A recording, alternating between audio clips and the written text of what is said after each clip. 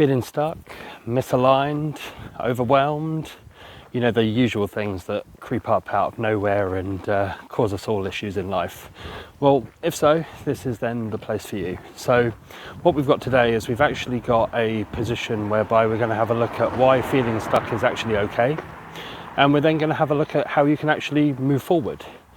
And in doing so, hopefully we can then start looking at the broader, wider position, and then getting a bit more of ourselves into a sense of alignment, and then that alignment should then obviously bring positive effects moving forward. So where we're going to begin with this one is actually feeling stuck or being stuck is actually a mental construct, and the mental construct is designed to potentially keep us safe. And in keeping us safe, what it actually does is it means that our lives, or the actual alignment that we are currently in, is stable, it's safe, and it's secure. And this goes back, way back, to the earlier kind of conceptions of the reptilian part of the brain, whereby all we're looking to do is actually survive.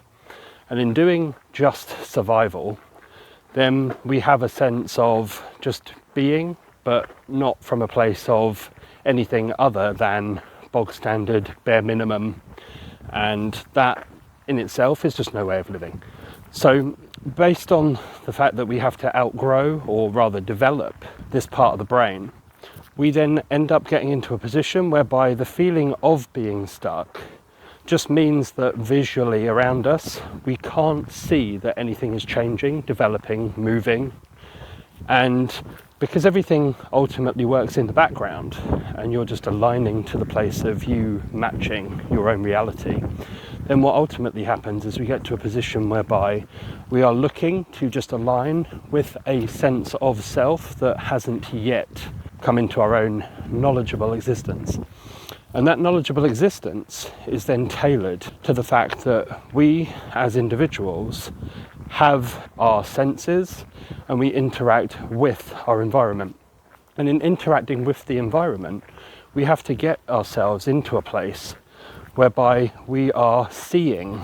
And in seeing, we then have the external world reflecting and mirroring the internal world.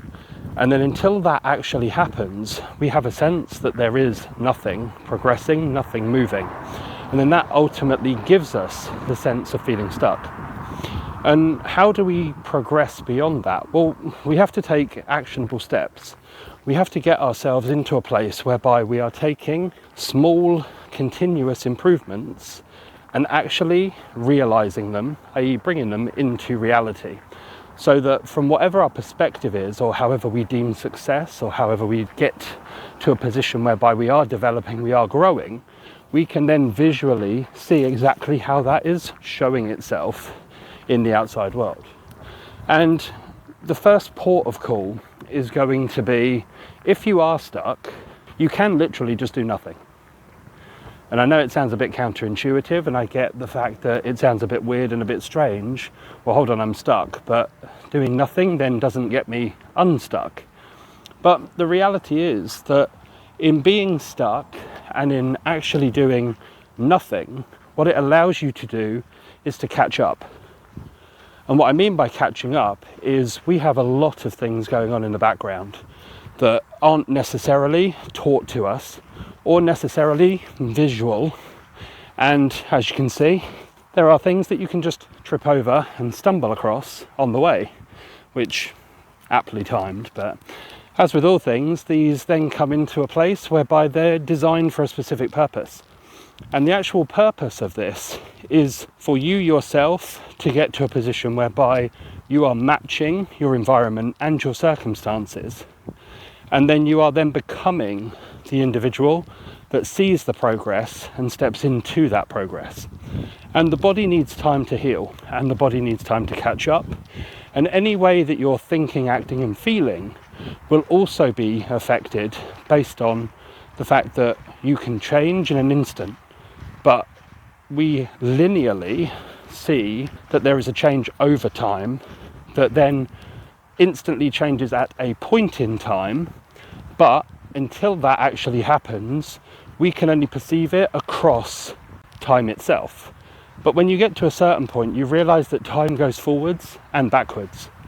So there's a future version of you that's coming backwards to where you are, but your current perception of who you are is going forwards into that future version of self. And when we look at it from this perspective, doing nothing just means that you have a bit of time for the future version of yourself to come towards you, while you're not necessarily doing anything other than just recalibrating to where you're actually at. So that's the easiest way to do something. Realize that you've already moved. Realize that the reason you're feeling stuck is because you don't have the external stimulus that actually validates the fact that you are doing something, and then actually wait for it to catch up, while also embodying, in terms of the identity, that element of self. So the second thing to do if you're feeling stuck is to work out just what your next step is. So if you have a big picture, or if you have an idea of where you're looking to go, then what is that next step that you can take? What is that simple thing that you can do right here, right now, that actually gets you to a position whereby you are a step closer to the outcome that you're actually desiring? And then all you do is you work out the logical steps to actually get from where you are to where you're going. And you do it incrementally over a period of time. So you have Kaizen principle, which is continuous improvement through small incremental steps, which is a concept or a philosophy that you can adopt. And what you'll start to see is as you take the bigger picture and you separate it and you split it into smaller chunks, then what you can actually do is you can get more progress in a shorter period of time by doing less in terms of physical output, but you can get more in terms of the metaphysical output. And then if that doesn't work for you, or you think, well, hold on, this doesn't suit me, or this isn't aligned, then how do we get to a place of aligned living? Because that is the next key element that needs to be looked at. Because you yourself will have your own personal story, your own background, your own history, your own childhood trauma, your own lessons, your own energy that gets projected out into the world. And what we're then looking to do is we're actually going, well, hold on, this future version of myself and who I am becoming isn't here yet, but what would I do? How would I do things differently? This is how I was conditioned or programmed to behave or to respond or to react. Now, what happens if I bring a conscious choice to the environment?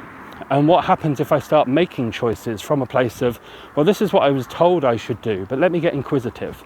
Let me ask the questions. Let me get more detailed information that ultimately is going to come back to me and therefore create the future version of self that isn't quite yet here yet.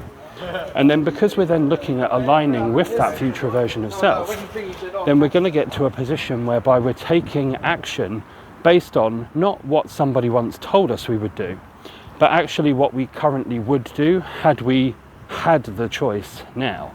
And then when we're actually aligning with our own personal choices and our own personal development, then what we find is that more so and more often, we're going to get ourselves into a position whereby we are making aligned decisions, and therefore we start creating the life that we wish to have in terms of what we potentially pre-planned on having. And then in doing that section, we then get ourselves into a position whereby we can ultimately align with the future version of ourselves through doing the bare minimum and the basics. And then when we look at doing the bare minimum and the basics of actually what choices do I have and how do I choose to exert those choices, then that will also stop us from being stuck and allow us to move forward. And then that slight bit of momentum ultimately will then give you the next steps or the next stage or the next part of that process.